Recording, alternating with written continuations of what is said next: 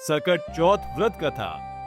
नमस्कार दोस्तों, आज हम माघ मास की कृष्ण पक्ष की चतुर्थी तिथि यानी सकट चौथ की पावन कथा सुनाने जा रहे हैं। इसे तिलकुट चौथ, संकष्टी चतुर्थी या माघी चतुर्थी भी कहते हैं। ये व्रत मुख्य रूप से संतान की लंबी आयु और परिवार के सुख समृद्धि के लिए रखा जाता है। इस पौराणिक कथा को सुनने के बिना ये व्रत अधूरा माना जाता है। तो चलिए सकट चौथ के पावन दिन पर भगवान गणेश का स्मरण करते हुए सुनते हैं सकट चौथ व्रत कथा।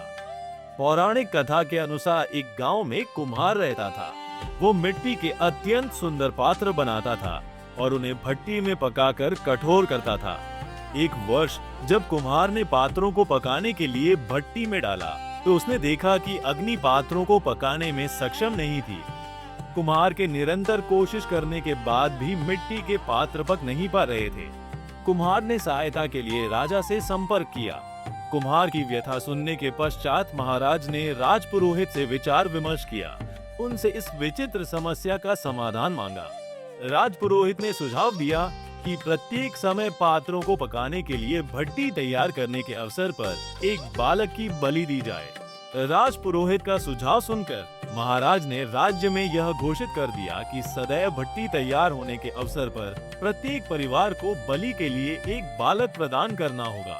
महाराज के आदेश का पालन करने के लिए समस्त परिवारों ने एक एक करके अपने एक संतान को देना आरंभ कर दिया। कुछ समय पश्चात एक वृद्ध स्त्री की बारी आई जिसका एक ही पुत्र था। उस दिन सकट चौथ का पर्व था। उस वृद्ध स्त्री के कुटुंब में उसका पुत्र ही उसके अंतिम क्षणों का एकमात्र सहायक था। महाराज के आदेश की अवहेलना नहीं की जा सकती थी।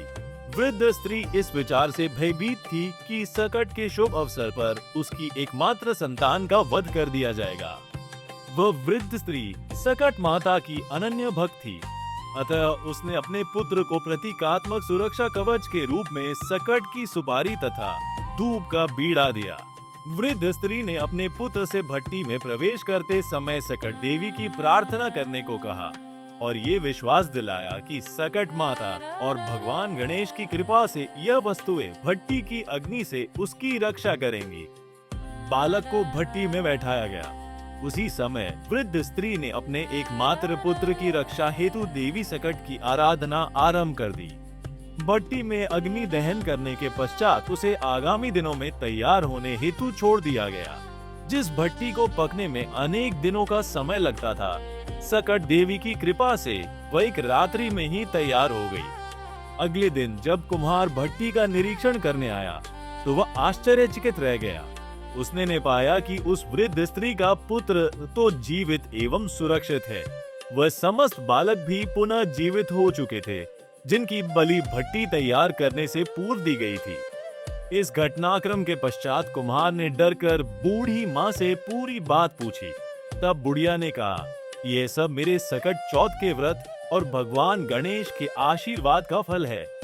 इस घटना के बाद पूरे नगर में सकट चौथ व्रत की महिमा फैल गई। तभी से माताएं अपने बच्चों के जीवन की हर बाधा को दूर करने के लिए यह व्रत श्रद्धा पूर्वक रखती हैं। व्रत में तिलकुट का विशेष महत्व होता है। शाम को चंद्रमा को अर्घ्य देने के बाद ही व्रत का पारण किया जाता है। बोलो गणेश भगवान की जय। तो दोस्तों, ये थी सकट चौथ की व्रत कथा। कमेंट में सकट माता और भगवान गणेश जी जय जरूर लिखें।